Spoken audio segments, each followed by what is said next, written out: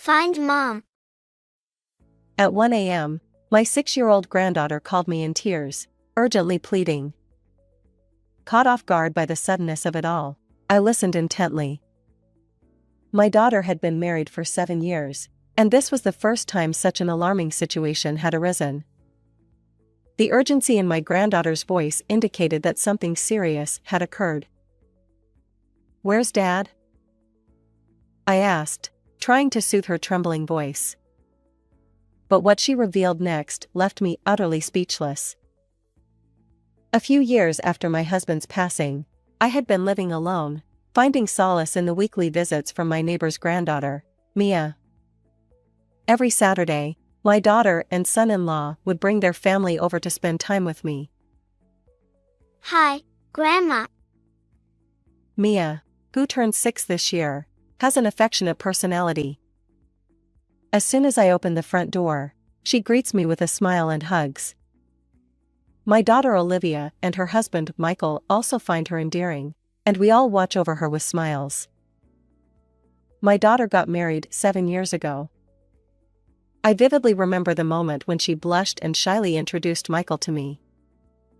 After a brief conversation, I sensed that although he was reserved, his gentle demeanor would surely make him cherish my daughter. I wholeheartedly supported their marriage. Soon after, they had a child, and my daughter and son-in-law's life seemed blissful. They kindly considered even my solitary living situation. How wonderful it is to see Olivia happy. However, that peaceful life was not destined to last forever. Little did I know that I would soon be entangled in an unimaginable event. The first sign of trouble came on a Saturday. When my daughter and granddaughter visited as usual, their expressions were unusually somber. Michael couldn't make it again today due to work. She furrowed her brows, her smile strained. It was true, my daughter and granddaughter had been visiting more frequently, but I hadn't seen Michael in a long time. Does she feel lonely without her husband? I entertained such casual thoughts until that fateful moment after lunch. Olivia stood in the kitchen, sleeves rolled up, helping me wash dishes. And then, I saw it, the shocking sight that made my eyes widen. "What happened there?" I blurted out, catching Olivia off guard. She quickly concealed her arm. The fresh burn marks on the inside of her arm were unmistakable. It's just a cooking mishap. "But how could you get injured while cooking?" Really, it's nothing. Please don't make a fuss. "But I can't ignore such a severe burn." Despite my persistence, Olivia stubbornly insisted it was nothing and eventually fled the living room. Her behavior was far from ordinary, leaving me deeply unsettled. I approached my granddaughter, who had been playing there. "Hey, has something happened to Mom lately?" Mia hesitated, her gaze wandering, and then she looked down and spoke softly. Mom and Dad have been arguing a lot lately. Though still young, her words were enough to convey the gravity of the situation. It seemed that my daughter's husband was somehow involved in their somber demeanor. Later, when Olivia returned, I tried once more. "Has something happened with Michael?" It's really nothing. Please don't worry. Yet, she remained evasive, leaving me with lingering anxiety. Feeling restless day by day, 2 weeks passed, and it was finally the weekend. Grandma, I want a kid's cell phone. As soon as Mia arrived at my place, she energetically made her request. It was unusual for such a well-behaved Mia to ask for something, and I was initially surprised. However, when I checked the calendar, it all made sense. You see, Mia's birthday was just a few weeks away. But Mia is only in 1st grade. Is she too young for a cell phone? Despite my reservations, my genuine desire as a grandmother was to grant her wish. As I pondered my response, Olivia, who seemed to read my thoughts, calmly spoke up. I'll chip in half. So can we buy it for her? It comes with GPS, which is quite convenient. According to my daughter's explanation, although the kid's cell phone was named as such, it didn't connect to the internet. It was designed solely for communication. Many parents provided their young children with these phones for emergencies. Well, if that's the case, let me buy it for her.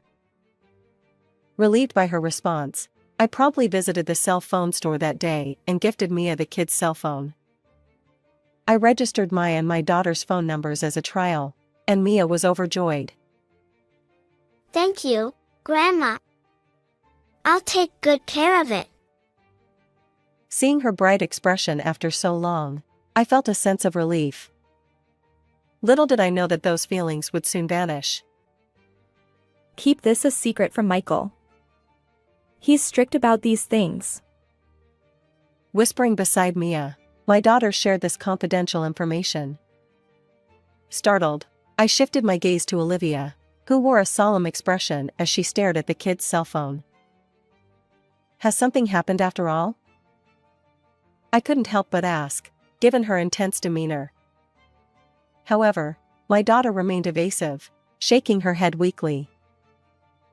No. Mom doesn't need to worry. Everything's fine. Her resolute refusal to say more left me speechless. What on earth is happening in Olivia's family? And then, on a day when anxiety and mystery had been building up, a decisive event finally occurred. It was 5 days after I'd bought Mia the kid's cell phone, late at night. The ringing of the phone on my bedside table jolted me awake. Rubbing my tired eyes, I checked the time. It was 1 a.m. Who could be calling at such an unreasonable hour? Still groggy, I pressed the answer button. Grandma, find Mom. Suddenly, a tense voice pierced my ears, jolting me awake. I checked the caller ID. It was Mia. Her personality and urgent tone left no doubt that this wasn't a prank call. Where's Dad? Mia, what happened over there? Considering the past few months of Olivia's somber expressions, I wondered if this might be an emergency. Mia, still sobbing on the other end of the line, uttered shocking words. Dad hit Mom and took her somewhere. Wait, what? As Mia's cries echoed, darkness enveloped my surroundings. Clearly, there was a serious issue between Michael and Olivia. I'm coming right away. Stay put. Leaving the phone connected, I rushed out of the house. I didn't know the details, but one thing was certain: my daughter and granddaughter were in danger. 15 minutes later, I arrived at Olivia's home. The living room had transformed into a scene of devastation. What is all this? Toppled photo frames and shattered dishes littered the floor. It was evident that someone had wreaked havoc. Stunned, I turned to Mia, who tearfully handed me the kid's cell phone. Mom said something to Dad, and they got into a fight. As the video played on the screen, I was once again rendered speechless. There was Michael, grabbing Olivia, shouting, "You probably look down on me too, don't you?" It seemed that Mia, who had been asleep, woke up to their argument and secretly recorded the entire incident. Furious, Michael had taken Olivia somewhere. The unbelievable footage filled me with seething anger. I had allowed Olivia's marriage for her happiness. If I had known this would happen, I would never have entrusted Olivia to Michael in the first place. Unforgivable. How could he do this to my precious daughter? I'll definitely get Olivia back and make Michael reflect on his actions. Determined, I felt Mia's tears as she suddenly took my hand. Grandma, look, Mom said to give this to Grandma if anything happens. Looking down, I saw a single key gleaming in her small palm. Later, after explaining the situation to a relative in the neighborhood, I took custody of Mia and clutching the kid's cell phone, headed to a certain mountain. As my daughter had explained, the kid's cell phone was equipped with GPS, allowing us to track the registered cell phone's location. Fortunately, Olivia still had the phone with her when she was taken away, making it traceable. Guided by the GPS, I arrived at this location. Navigating the pitch-black mountain path, I followed the cell phone's light. Faint voices, as if from an argument, reached my ears. "Olivia. Please be safe." I hurried toward the source of the voices, my heart filled with prayers. As I emerged into a clearing among the trees, I couldn't contain my excitement when I saw two figures. Olivia! Mom! My daughter turned, her long hair firmly grasped by Michael. It was evident that he had forcibly brought her here. Wait! Why are you here? Clearly, he hadn't expected my arrival. Taking advantage of his surprise, Olivia pushed him with all her might. His grip loosened, and she sprinted straight toward me. But as I embraced her, my shock grew. Olivia's right cheek was swollen and red. Evidently, Michael had harmed her. My anger surged, and I stepped forward, glaring at him. How dare you treat a woman so horribly? Olivia's always mouthy. She's the problem. It's despicable to take your frustration out on her just because you lost your job. What? Why are you saying that? Facing a dumbfounded Michael, I recalled everything that had led me here. The key Mia had handed me earlier was from Olivia's desk drawer. When I opened it, I found a multitude of documents, with a handwritten letter placed on top. I'm sorry for keeping silent. Everything is documented here. The letter began with unbelievable revelations. According to Olivia, Michael's behavior had changed about 5 months ago. He returned home late, intoxicated, and spent weekends away. His demeanor had shifted, and he became increasingly aggressive. Initially, Olivia attributed it to work stress and tried to talk to him, but Michael's anger escalated, and he began physically hurting her. The burn on her arm was also inflicted by him. As I read Olivia's letter aloud, I fixed my gaze on Michael, who wore a bitter expression. "You were fired from the company 6 months ago, right?" Yeah, well, I quit because there was no future there. "Don't lie. You embezzled company funds, and that's why you were let go." Michael stared at me, wide-eyed, shocked by my words. As it turns out, Olivia had noticed Michael's increasingly odd behavior and mustered the courage to call the company to inquire about his usual demeanor. There, she learned the truth: Michael had been fired, and the reason was shocking. The company had shown leniency, allowing him to return the embezzled $35,000 in full, which prevented any legal action. However, Michael took advantage of this situation, keeping the truth hidden from my daughter. However, burdened by substantial debt and with nowhere to turn for advice, he grew increasingly frustrated. Eventually, he began directing that stress toward Olivia.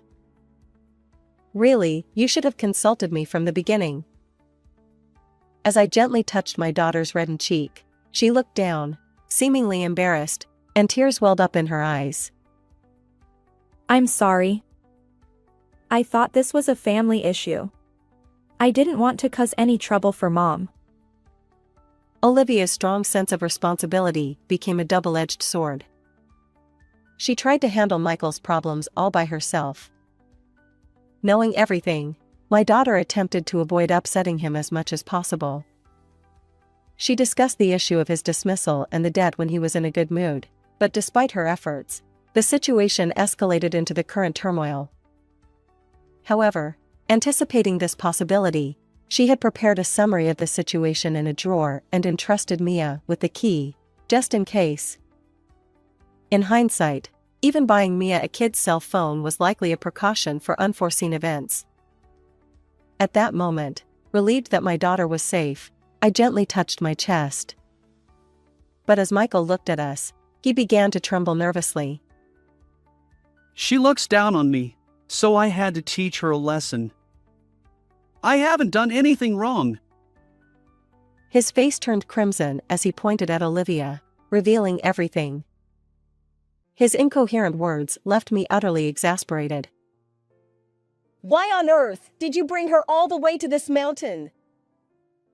I just wanted to leave her here and make her reflect. The one who needs reflection is you.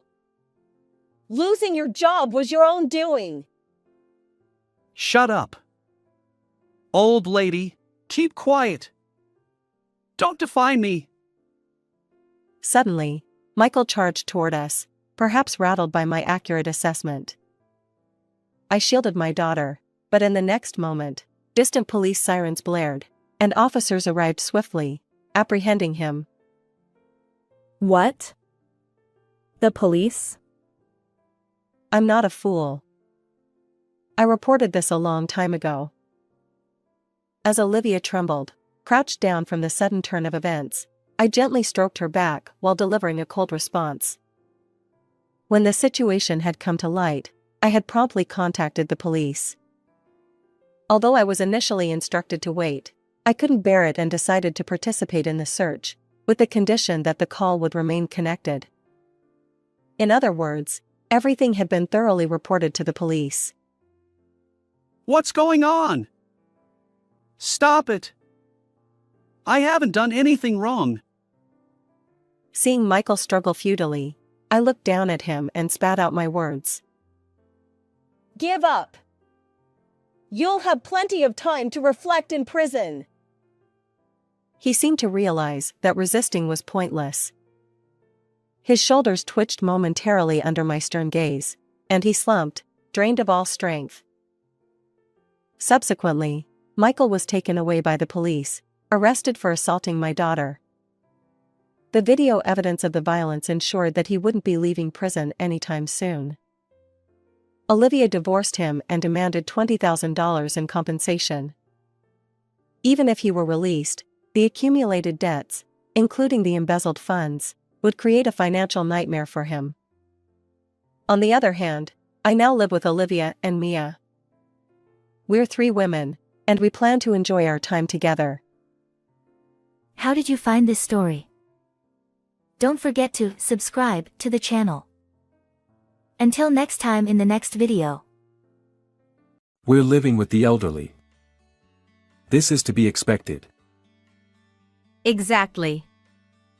This is like a punishment game. Just a little mischief. There's no need to get all worked up. So that's the attitude. Understood. If you two are like that, then I have something in mind too. My name is Helly. I'm living alone in the city now, away from my parents' home. It takes about an hour by car, so I can't go there often. It's a question of whether I can go once a year. Actually, I couldn't go home last New Year's because I was busy with work. But this year, I can go home after a long time. It's been a while since I got married 2 years ago and saw my brother and his wife, who live with my mother, at my parents' house. So I bought the souvenirs requested by them and drove happily. I'm sure I'll have a great New Year's holiday. That's what I thought, but what's going on with this? But when I got home, things seemed off somehow. The air seemed stagnant even from outside the house. It was as dark as if the house had been abandoned for years. The atmosphere inside became even stronger after I entered. From what I could see, it seemed that my mother's lack of energy was one factor. My mother was always smiling and energetic. I watched them for a while, and it seemed that my mother was doing all the cleaning and cooking. Mom, are you okay? Can I help you? It's okay, Helly. You've come home, so relax or something. You must be tired from the long drive. My mother said that and wouldn't let me help her. But she was also doing heavy housework, like carrying heavy things. Yet, my brother Rick and sister-in-law Sadie ignored my mother. Even though my mother was working in front of them, they were playing games together. They even asked to bring tea to my working mother, which was absurd. Hey Mom, are you really okay? Should I say something to my brother? There might be things that are difficult for you to say to them, right? It's really okay. You don't need to worry about anything. More importantly, since you've come home, take it easy. Your bed is prepared in the guest room, so you can take a nap if you want. But even when I asked her quietly, my mother didn't say anything. So I thought there was nothing I could do.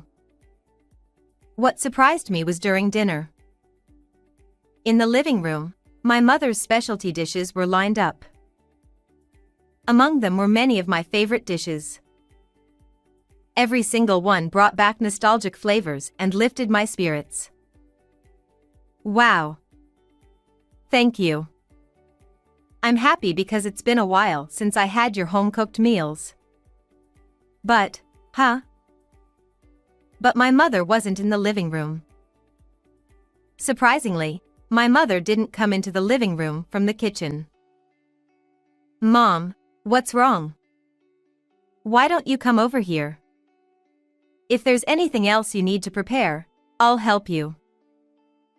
I went to the kitchen to check, and there was my mother, eating while standing alone in the cold kitchen, without even a chair. Why aren't you coming over here, Mom? Why are you eating here? It's nothing, just the usual. Besides, I made a lot, so make sure you eat properly.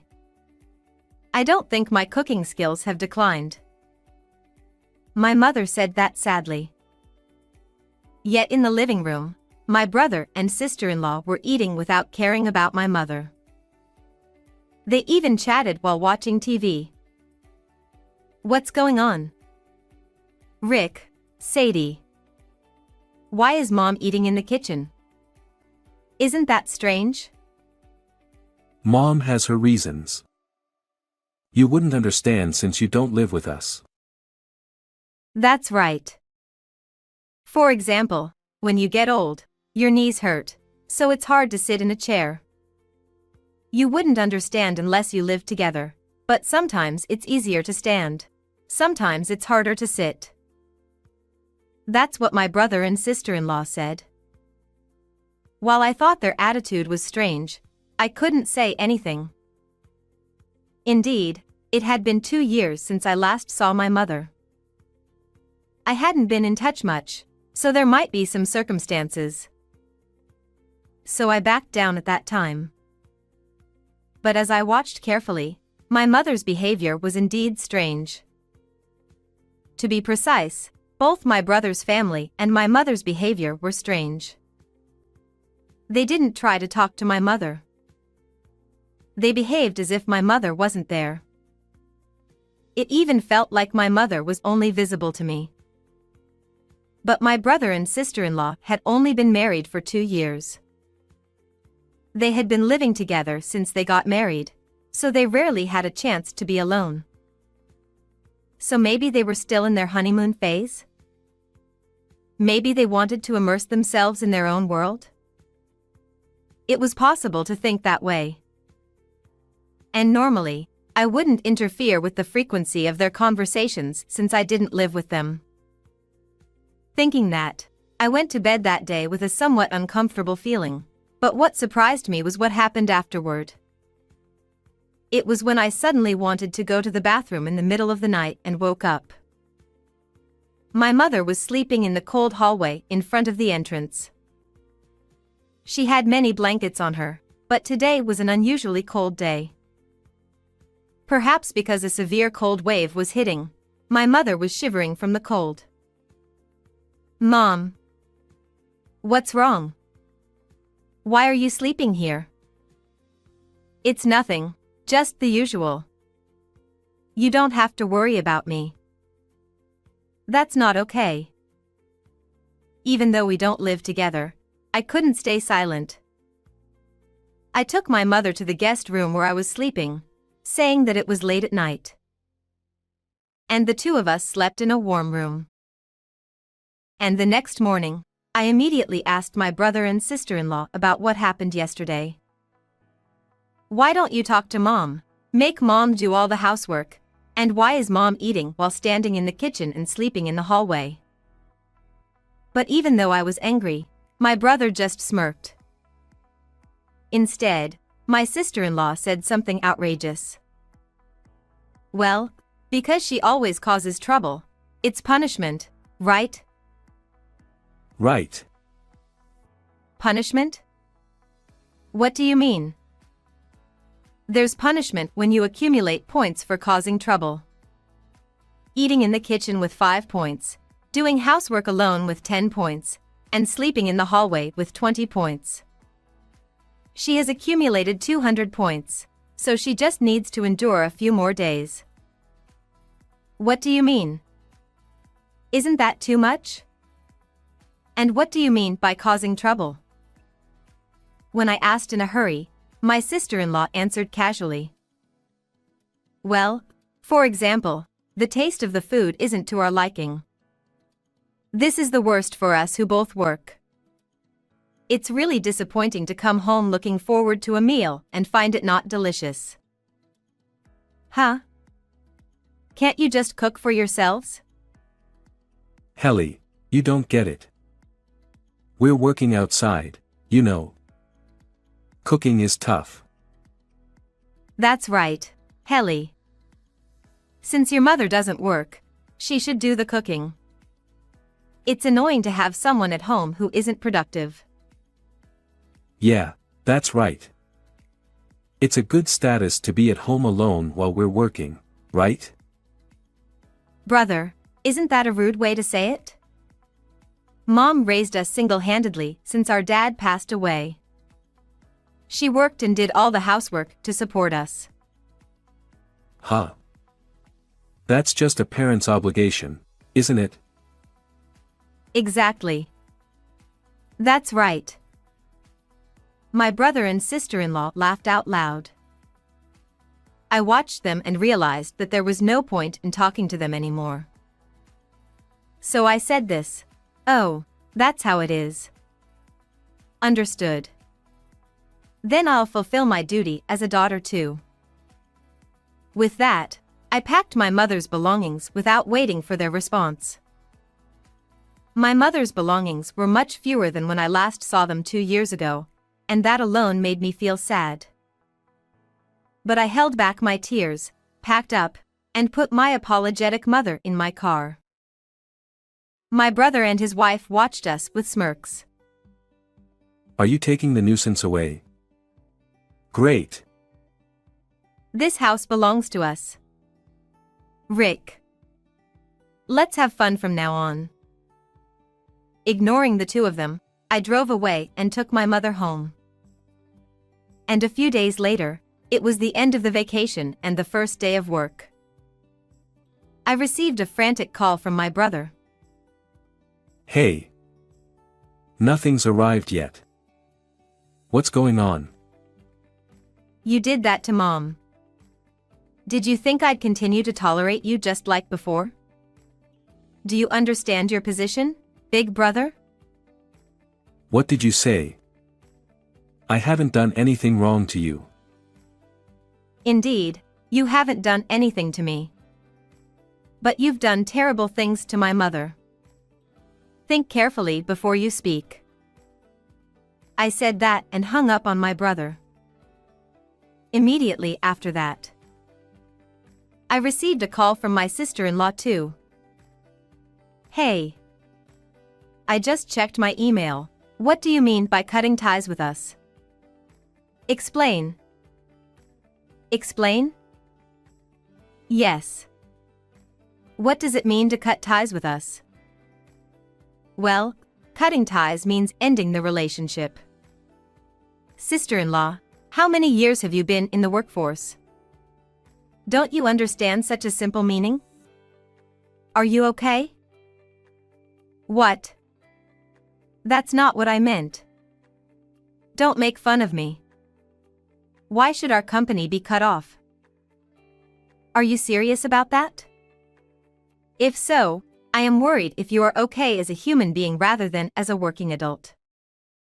Do you remember what happened a few days ago? After saying that, I hung up on my sister-in-law too. Actually, I'm currently working for a major corporation. My brother is one of the freelance writers occasionally commissioned by the company. As much as he's my brother, there are plenty of other writers to replace him.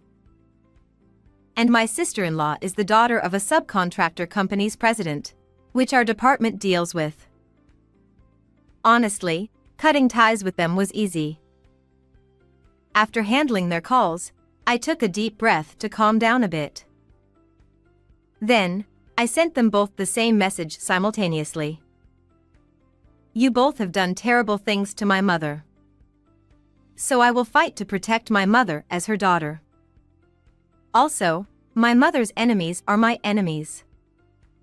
I won't show any mercy. Besides, the reason you two met in the first place was because my brother saw the president's daughter who came to our company for work. My brother was just here to get work from me. Despite such a background, how can you think it's okay to be so disrespectful? I don't want to say this, but I tried to accommodate your relationship from the beginning of your meeting. But that ends today. They must have seen the message immediately and hurriedly replied. I haven't forgotten. That's why I have been nicer to you as my little sister than anyone. I even cleaned the guest room for New Year's. You think I can trust Mom with that? That's right. I even prepared your favorite dishes for you. Have you forgotten that favor? After reading their messages, I replied to them again. You can't trust Mom? You prepared? Who do you think you are to my mother, who raised us with care? You're both pathetic. Feel the shame. In the end, I stopped giving work to my brother. There are plenty of people who are more meticulous and quicker at their work than my brother. Without the sibling connection, there's no need to favor him. A colleague who didn't know about my relationship with my brother once asked me something like this. Hey Helly, this Rick, the writer, hasn't been active lately, right? Has he not taken any of our jobs? Yeah, he said he didn't like our work, so he told us not to assign him any. So I guess we can just leave him alone. Huh. He's a weird guy. Even though he doesn't have that much skill.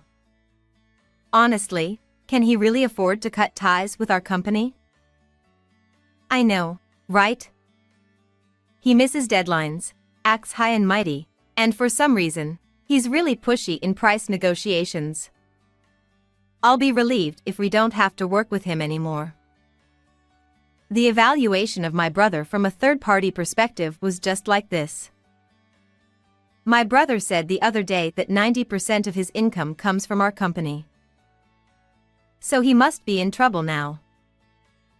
With that attitude and skill, he probably won't find a new job easily.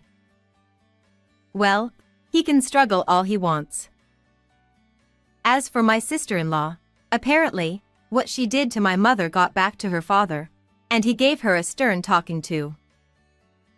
I received a hurried call from her father. I'll disown my daughter. So please, let's keep our relationship as it was. If there are any other conditions, I'll accept them. He's the president of a company that's related to ours, even if it's a subcontractor. It wouldn't be right to ignore what he said after that. So I laid out my conditions. Then, please make them leave the house right now. And sincerely apologized to my mother. Of course, you'll need to pay appropriate compensation too. It seems the president immediately conveyed that to my sister-in-law. But she refused. Why should I apologize? Living with that old woman is just stressful. Dad should be more assertive too. Pathetic. Because of that attitude, I decided not to restore the relationship. I feel sorry for the president, but it's their own fault. This person is just like my brother and sister-in-law, who started giving us unreasonable quotes as soon as they got married. They negotiate prices aggressively but are sloppy with deadlines and communication. If they weren't relatives, I would have cut ties with them a long time ago, so it's only fair that the person who raised such a sister-in-law should feel the consequences.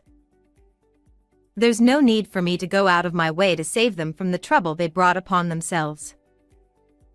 So, in the end, my brother and sister-in-law were driven into a corner. According to friends from the area, they seem to have left the house without anyone noticing. That house originally accommodated our parents, my brother, and me, a spacious house for 4 people. Living there, just the 2 of them, must have been costly in terms of utilities. According to those friends, they were spotted in an apartment without even basic amenities like a bath or toilet. It seems they're really struggling without jobs. But it's no longer my concern. Even if they were to apologize now, I have no intention of forgiving them whatsoever. On the other hand, unlike those 2, my mother has been regaining her spirits. Sleeping on a soft bed in my house, eating warm meals in a cozy place. She doesn't have to worry about household chores, and she can relax and sleep in on weekends. After continuing this lifestyle for a few months, she has become lively again, just like before. Back then, I was also being foolish. I thought your brothers were right, and I believed I was useless, so I thought I had to obey. Thank you for saving me, Helly. I'm the one who should apologize for realizing it so late and causing you pain. From now on, please tell me immediately if anything happens. I want to make up for the lost time and make you happy. It seems my mother has recently made friends in the neighborhood. Although she says she finds the unfamiliar town enjoyable, she also enjoys strolling around. Seeing my mother enjoying herself like that is more than anything else. I am determined to repay my mother for raising me well. That's the strong resolve I've made. How did you like this story? Don't forget to subscribe to the channel. See you in the next video.